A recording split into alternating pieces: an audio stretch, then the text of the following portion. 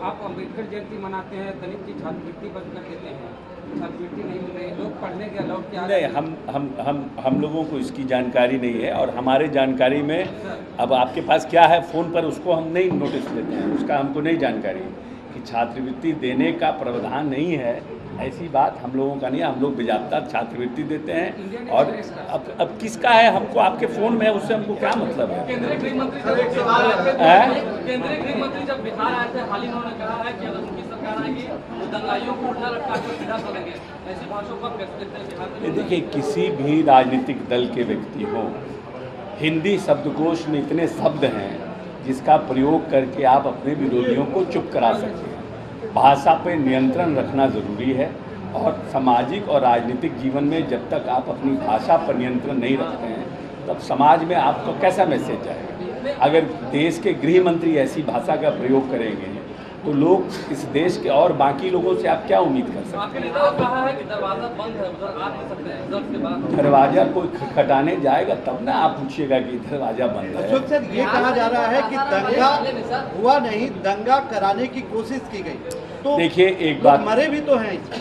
देखिए, एक बात बहुत स्पष्ट है कि जो धर्म की राजनीति करने वाले लोग हैं, ऐसी स्थितियों में उनको, इस तरह की स्थितियों में उनको फ़ायदा होता है। जो सभी धर्म को लेके चलने वाले लोग हैं उनको ऐसी स्थिति में नुकसान होता है और उनको टेंशन भी होता है कि अगर धर्म के नाम पर कहीं दंगा होता है, धर्म के नाम पे कहीं ऊंच नीच होता है, उससे जो सांप्रदायिक जो शक्तियां हैं उनको बल मिलता है, चाहे वो लेफ्ट हो या राइट हो।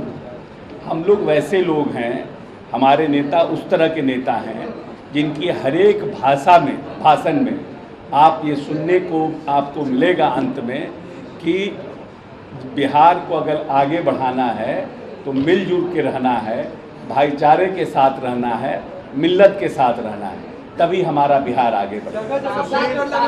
नीतीश कुमार जी का इंतजार पूरा देश कर रहा है, क्या नीतीश कुमार अगले प्रधानमंत्री? सुशील मोदी भी इसमें कहे हैं कि हसीन सपने देख रहे हैं नीतीश कुमार जी लाल किला पे। नीतीश जी हसीन सपने, माननीय नेता ने तो कई बार खुद ही कह दिया है कि हम प्रधानमंत्री के उम्मीदवार नहीं हैं। पार्टी के एमएलसी पोस्टर लगवाते हैं कि नीतीश कुमार जी देश आपका इंतजार कर रहा है। देश आपका इंतजार कर रहा है किस परिप्रेक्ष्य में? देश आपका इंतजार कर रहा है विपक्षी पार्टियों को एक करने के लिए। देश आपका इंतजार कर रहा है भारतीय जनता पार्टी को हराने के लिए। ये कैसे आप कंक्लूजन पे पहुंच गए कि देश आपका इंतजार कर रहा है सिर्फ प्रधानमंत्री बनने के लिए? महात्मा गांधी तो देश के प्रधानमंत्री नहीं बने, न राष्ट्रपति बने, देश के नेता थे। और नीतीश कुमार को आप किस परिप्रेक्ष्य में देखना चाहते हैं, ये तो आपका है ना। ये तो आप कंक्लूजन पे पहुंच रहे हैं कि उन्होंने पोस्टर लगाया है और ये कहना चाहते हैं कि देश के, जब माननीय नेता खुद कह चुके हैं कि हम देश के प्रधानमंत्री के, हमारी कोई इच्छा नहीं, हम देश के प्रधानमंत्री के उम्मीदवार नहीं है, तो इस पर प्रश्न उठाना बंद हो जाना चाहिए। अशोक जी, अम्बेडकर जयंती को लेकर आपका कार्यक्रम है, उससे जुड़ा एक सवाल है, क्या आपके पार्टी स्पॉन्सर जो प्रोग्राम है जो आप कह रहे हैं कि दलित बस्तियों में हम जाएंगे 14 अप्रैल को, क्या संभव है कि गवर्नमेंट स्पॉन्सर एक बाबा साहब की मूर्ति कम से कम हर पंचायत या ब्लॉक लेवल पे लगाया जाए?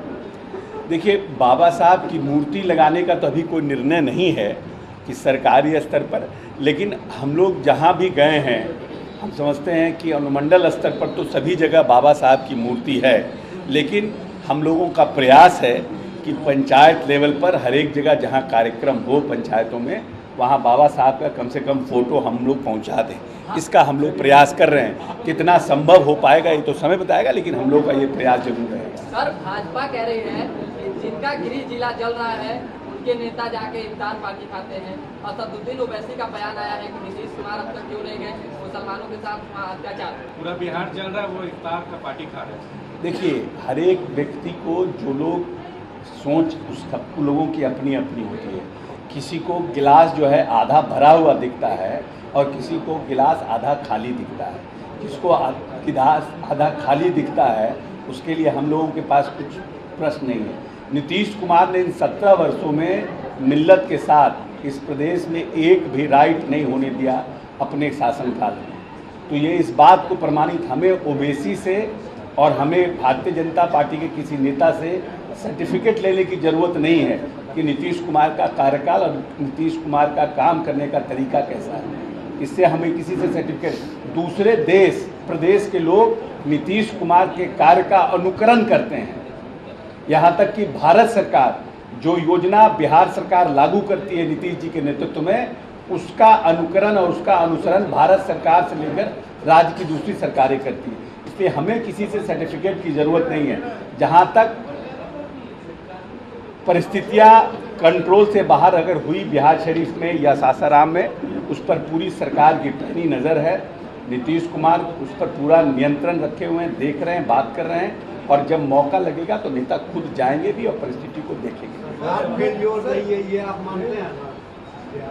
सासाराम और सरकार फेल्योर रही है, सरकार फेल्योर रही है। आप आज राइट कोई पहली बार हुआ है, राइट बिहार में कोई पहली बार इस तरह की घटना हुई है। महात्मा गांधी के समय से हिंदू मुसलमानों में ये अंग्रेज था, अंग्रेज का ही ये टिप्स था कि आप क्या नाम है, डिवाइड एंड रूल।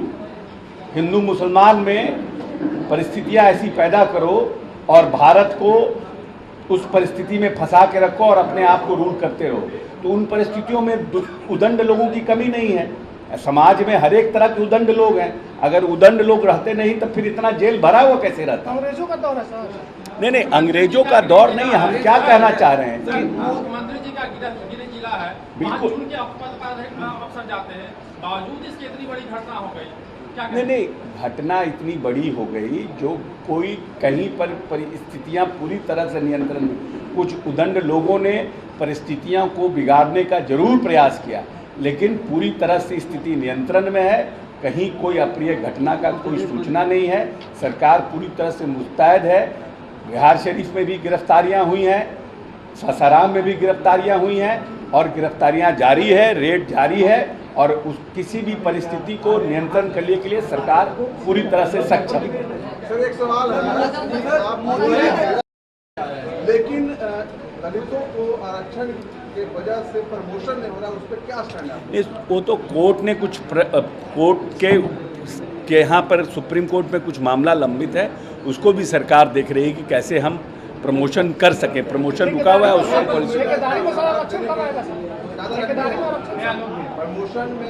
नहीं, प्रमोशन वाला जो इशू है उसको गवर्नमेंट रिजॉल्व करने का प्रयास कर रही है।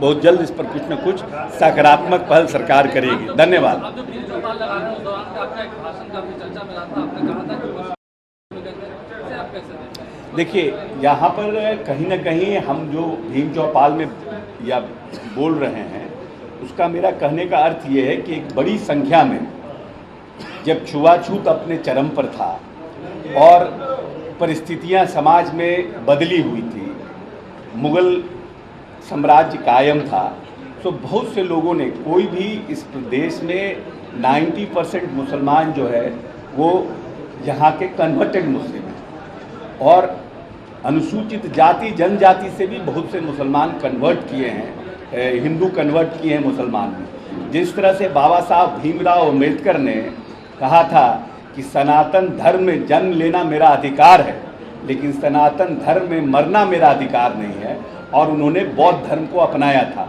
और नागपुर में लाखों लोगों ने उस समय बाबा साहब के नेतृत्व में बौद्ध धर्म को अपनाया था, अनुसूचित जाति जनजाति के लोग। तो अभी भी बहुत से बौद्धिस्ट जो हैं वो अनुसूचित जाति जनजाति से हैं। उसी तरह से बहुत से मुसलमानों ने भी अनुसूचित जाति जनजाति से कन्वर्जन किया था। तो मेरा अपने नौजवान अनुसूचित जाति जनजाति के लोगों से कहना है कि इनसे किसी तरह से ईर्ष्या और द्वेष की भावना रखना उचित नहीं है। ये 20-25 पुश्त पहले कहीं ना कहीं हम ही लोगों से बदल कर गए हैं, इसलिए इनसे भी प्यार और मिल्लत के साथ रखना है। किसी परिस्थिति में ये मुसलमान धर्म को अपनाए या बौद्धिस्ट धर्म को अपनाए, वो भी हमारे अपने हैं। प्यार से देश को आगे लेके जाना है।